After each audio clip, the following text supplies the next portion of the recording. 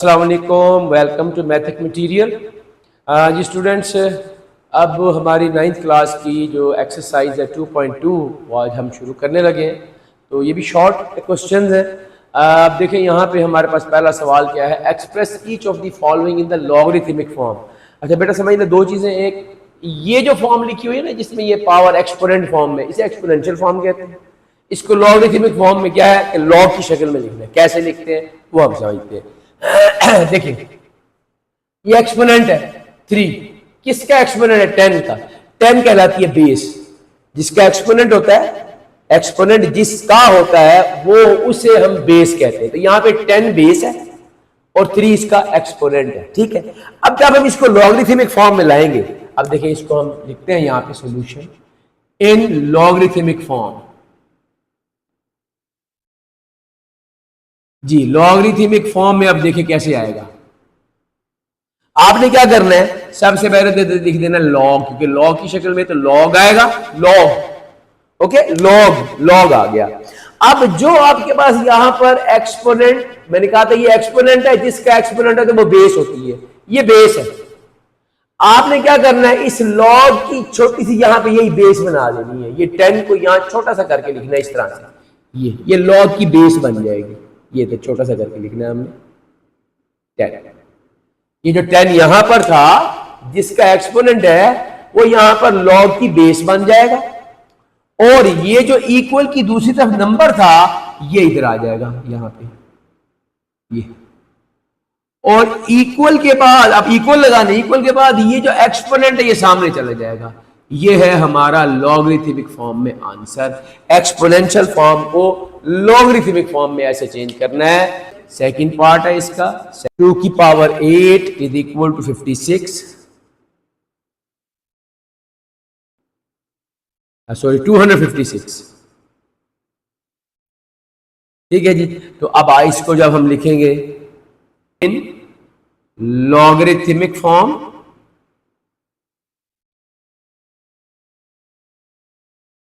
तो क्या बनेगा ये उसी तरह से देखें, ये एक एक्सपोनेंट है और 2 इसकी बेस है। अब हमने क्या करना है, यहां पे लॉग लिखकर, ठीक है, अब इस लॉग की बेस क्या होगी, जो यहां पर इस एक्सपोनेंट की बेस है वही लॉग की बेस बन जाएगी। यहां पे लॉग की बेस आ जाएगी 2, ये छोटा सा करके यहां पे ऐसे 2 लिया, ये log base, log to the base 2 है ये। ठीक है, और इक्वल के बाद का जो नंबर है वो इधर ले आना, लॉग के बाद ये बन जाएगा लॉग, इक्वल के बाद एक्सपोनेंट इधर ले आना ये। अब ये देखें, इसे पढ़ेंगे क्या, इसे यूं पढ़ते हैं, log 256 to the base 2 is equal to 8, इनका 8th पार्ट।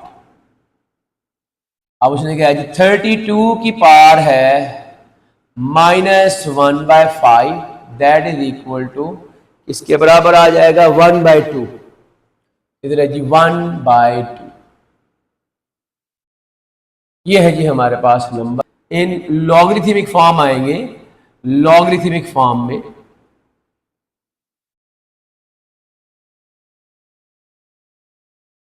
क्या करना है, लॉग लिखकर, अब लॉग की बेस क्या बनेगी, ये जो 32 है ये लॉग की बेस बना देनी है, ये लॉग की बेस आ गई। और ये जो सामने वाला नंबर है इधर ले आना है, 1/2 इधर आ जाएगा, इज इक्वल टू एक्सपोनेंट सामने चला जाएगा -1/5।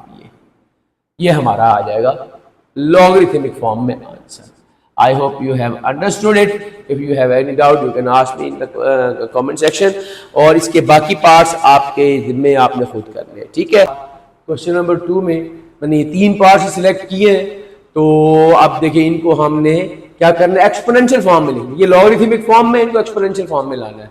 ठीक है, तो उसी तरह से हम इसको सॉल्व करेंगे इन एक्सपोनेंशियल फॉर्म। अब हम बताते हैं कि हम इसको एक्सपोनेंशियल फॉर्म में चेंज कर रहे हैं।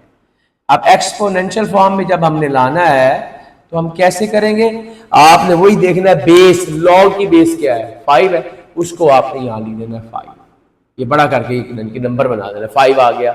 और इक्वल की दूसरी तरफ जो नंबर है वो इसका एक्सपोनेंट बन जाएगा, ये छोटा सा एक्सपोनेंट, ये 5 की पावर 3, और इक्वल्स टू यहां पर जो लॉग के सामने नंबर आ रहा था वो सामने चला जाएगा 125। ले ली, ये हमारा आंसर आ गया। ये हमने इसको एक्सपोनेंशियल फॉर्म में चेंज कर दिया। सेम इसी तरह से थर्ड पार्ट देखें, क्या करेंगे, जो हमारे पास एक्सपोनेंशियल फॉर्म में जब हम लाएंगे, ठीक है, तो 23 की पावर 0 इज इक्वल टू 1। ले जी, ये हमारा आंसर बन गया। देखा कि बेस वही लाए और सामने वाली उसका एक्सपोनेंट बना दिया, तो यही बेस थी, उसका एक्सपोनेंट 0 आ गया और ये नंबर सामने चला जाए 1 में। तो ये है तरीका जब लॉगरिथमिक से हमने एक्सपोनेंशियल फॉर्म में चेंज किया। सिमिलरली एक क्वेश्चन एक और ये देख लें, ये जरा डिफरेंट किस्म का क्वेश्चन है, फ्रैक्शन आई हुई है। तो यहाँ क्या करेंगे, हम इसको एक्सपोनेंशियल फॉर्म में लिखते हैं। एक्सपोनेंशियल फॉर्म क्या बनेगा, ये हमारे पास आ जाएगा। आपने बेस देखनी है, बेस क्या है, 4 है, वो आपने ले लेनी है 4, ठीक है जी। 4 की पावर, ये इक्वल की दूसरी तरफ वाली जो भी नंबर हो, जो भी वैल्यू वो उसकी पावर बन जाएगी और इक्वल टू 1/16 ले। ये हमारा एक्सपोनेंशियल फॉर्म में आंसर आ गया। तो I hope you have understood it. So ये बाकी इसके पार्ट्स बेटा आपके लिए होमवर्क है, वो आपने खुद करने हैं। अब क्वेश्चन नंबर 3 देखें जी। क्वेश्चन नंबर 3 में उसने कहा find the value of x in each of the following. इसके भी 8 पार्ट्स हैं। तो देखिए वो कहता है भी हर एक में जो x की वैल्यू है ना, x आपको दिया हुआ, यहाँ पे भी इसकी बेस x बनी हुई है, यहाँ पे सामने x आया हुआ, यहाँ पे बेस x है, तो हमने x की वैल्यू निकालनी है। अब ये लॉगरिथमिक फॉर्म है, इसको हल करना चाहते हैं, हम x की वैल्यू निकालना चाहते हैं, तो हम पहला स्टेप वही करेंगे, इसको एक्सपोनेंशियल फॉर्म में लाएंगे। एक्सपोनेंशियल फॉर्म में लाकर हम x की वैल्यू निकाल लेंगे, ठीक है जी। तो क्या करते हैं जी, शुरू करते हैं सोल्यूशन। अब यहाँ पे सबसे पहले हम लिखेंगे इन एक्सपोनेंशियल फॉर्म। इसको जब हम एक्सपोनेंशियल फॉर्म में लाएंगे तो क्या बनेगा ये, तो एक्सपोनेंशियल फॉर्म में ये बन जाएगा। उसी तरह से देखें, बेस लॉग की बेस है, उसको देखना है, वो x है, और दूसरी तरफ इक्वल के साइन के बाद 3 आ रहा है, तो ये आ जाएगा इज इक्वल टू, इधर से इक्वल, ये 64 सामने चला गया, x की पावर 3, इधर हमारे पास 64 है। तो आप याद रखें कि 4 की पावर, देखो अगर पावर इक्वल हो जाए तो बेसिस इक्वल हो जाती है, पावर अगर सेम बन जाए ना, सेम बन जाए तो बेसिस इक्वल हो जाती है। ये बेस है, ये भी बेस है। मैं चाहता हूँ 64 को किसी ऐसी तरह से, किसी ऐसे यानी कि कोई फैक्टर बनाओ इसके जिनकी पावर 3 ही बने, ठीक है। तो वो मेरे पास क्या है, 4 मल्टीप्लाई बाय 4 मल्टीप्लाई बाय 4, ये होता है 64, ठीक है। तो मैं इसको यूं लिख सकता हूँ, x की power 3 is equal to 4 multiply by 4 multiply by 4, ठीक है। 4 4 16 एंड 16 4 64 बन गया। अब यहां से क्या बना मेरे पास, x की पावर 3 इज इक्वल टू 4 की पावर 3, ये ले लें। अब दोनों तरफ एक्सपोनेंट्स इक्वल हो जाएं, जब एक्सपोनेंट्स जो है वो सेम हो जाए तो बेसिस जो है वो इक्वल हो जाती है, बेसिस आपस में बराबर हो जाती है, इसलिए x की वैल्यू यहां 4 आ जाएगी। हम यहां स्टेटमेंट एक लिख सकते हैं, when exponents are same bases become equal. When exponents are same, when exponents are same, तो bases become equal.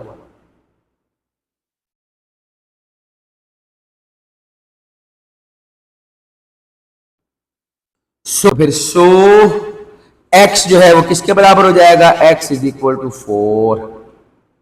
तो ये हमारे पास यहां आंसर आ जाएगा, ले ये हमारा आंसर आ गया, ठीक है जी। सेम इसी तरह से ये वाला क्वेश्चन कर रहे हैं हमने। पहले हमने इसको भी एक्सपोनेंशियल फॉर्म में लाना है, इन एक्सपोनेंशियल फॉर्म।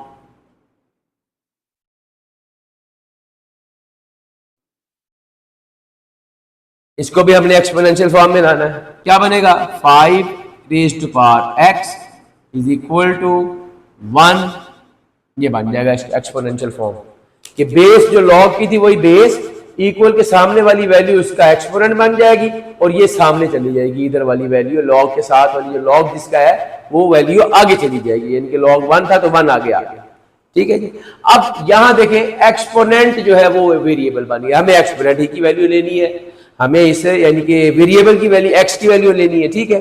तो यहां हम क्या करेंगे, यहां बेसिस सेम बनानी पड़ेगी। जब बेसिस इक्वल हो जाएगी तो एक्सपोनेंट आपस में इक्वल हो जाएंगे, ठीक है। बेसिस सेम बनाने का यहां क्या तरीकाकार होगा, देखिए यहां 1 आ रहा है, हमने पढ़ा हुआ है एक बात कि अगर किसी भी वैल्यू है उसकी पावर 0 बन जाए तो आंसर क्या होता है, 1, x की पावर 0 1, 100 की पावर 0 1, 5 की पावर 0 1, 3 की पावर 0 1, यानी कोई भी बेस अगर उसकी पावर 0 आ जाती है वो 1 बन जाता है। यहां तक बात समझ आ गई? तो अब ये 1 है, मैं इधर कोई भी बेस लगा के उसकी पावर 0 कर दूं तो मुझे यह 1 मिल जाएगा, ठीक है जी, इसमें कोई कबाहत नहीं है। लेकिन बात यह है कि मुझे तो चाहिए यहां पे बेसिस बराबर बनानी है, तो मैं इसको भी बेस 5 बनाना चाहूंगा तब ये इसके बराबर हो जाएगी ना, तो फिर मेरा एक्सपोनेंट आपस में इक्वल हो जाएगा। तो मैं क्या करूं, कौन सी बेस लाऊं? जो बेस यहां पर मौजूद होगी वही बेस में लाऊंगा यहां पे, लिहाजा मैं इसको यूं लिख दूंगा 5 की पावर x है ना, अब 1 को भी मैं कहूंगा 5 की पावर 0। अब देखो ना 5 की पावर 0, किसी की पावर 0 1 बन जाए, वही चीज है। अब 5 क्योंकि यहां बेस 5 है, इधर ही बेस 5, यहां 3 होता मैं 3 लाता, क्यों? ताकि आप देखो अब जब बेसिस सेम हो जाए तो एक्सपोनेंट इक्वल हो जाते हैं, याद रखें, ठीक है। जिस तरह से यहां पे था ना, व्हेन एक्सपोनेंट सेम हो तो बेसिस इक्वल हो जाती है। इसी तरह से अगर बेसिस सेम हो तो एक्सपोनेंट इक्वल हो जाते हैं, तो हम कहेंगे व्हेन बेसिस आर सेम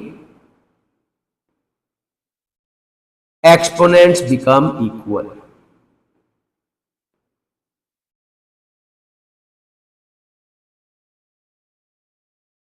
ठीक है जी। So x is equal to क्या आ जाएगा?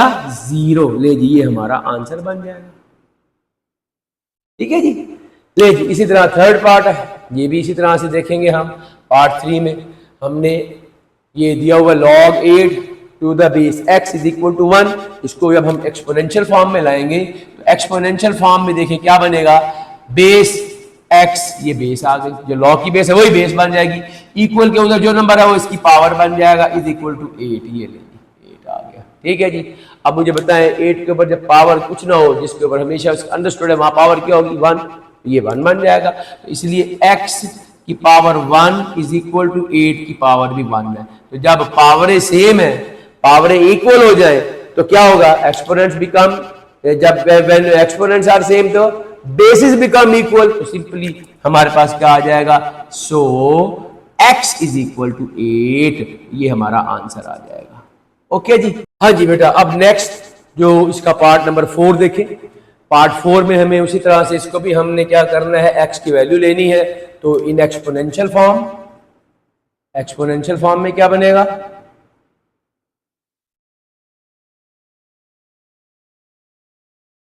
जी, बेस 10 है log की, वही बेस ले लेनी है और उसकी power 3 is equal to x ले लीजिए। तो सिंपल सा सवाल आ गया, x है 10 की पावर 3, x क्या है? 10 की पावर 3, तो 10 की पावर 3 को सॉल्व कर लें। 10 की पावर 3 का मतलब क्या है कि 10 को 3 टाइम्स आपस में मल्टीप्लाई कर दे, तो ये बन जाएगा 10 मल्टीप्लाई बाय 10 मल्टीप्लाई बाय 10, तो ये है 10 की पावर 3, ये x के बराबर। अब 10 को 3 10 10 100, 100 10 1000, लो जी ये हमारा आंसर आ गया, ठीक है जी। और x इज इक्वल टू 1000, ये जी हमारा आंसर। एक्सपोनेंशियल फॉर्म में जब हम लिखेंगे in exponential form,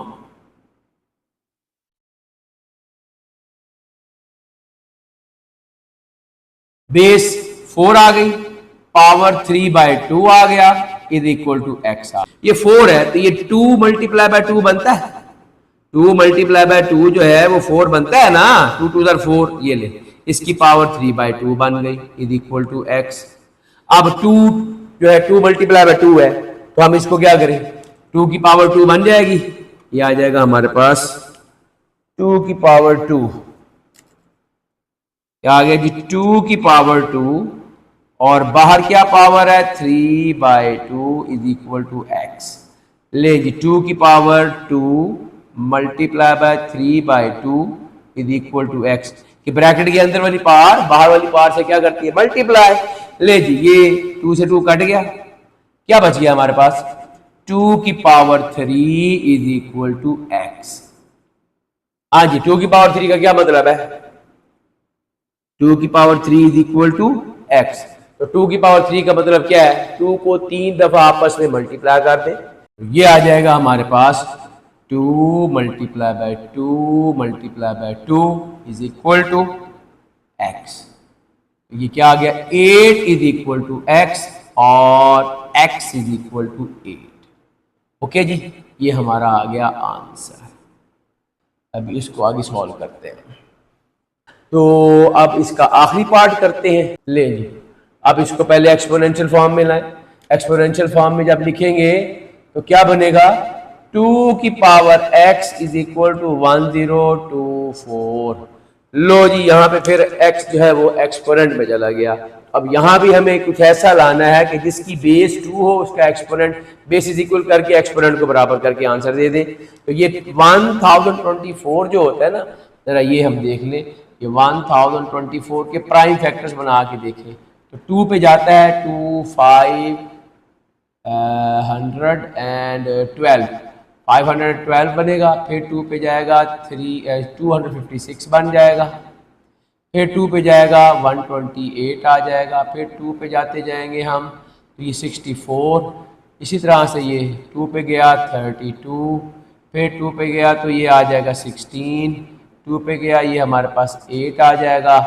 2 4s are 8, 2 2s are 4 और 2 1s are 2। तो अब आप देखिए कि कितनी दफा 2 को मल्टीप्लाई करना पड़ेगा। 1 2 3 4 5 6 7 8 9 10। तो 2 10 टाइम्स मल्टीप्लाई हुआ, यानी कि 2 की पावर क्या बन गई, 10। यहां पे हम लिख देंगे 2 की पावर, ये इधर x है, इधर आ जाएगी 2 की पावर 10। ले जी, bases are same. When bases are same, exponents become equal. तो x is equal to 10। This is our answer. I hope आपको ये बात समझ आ गई होगी।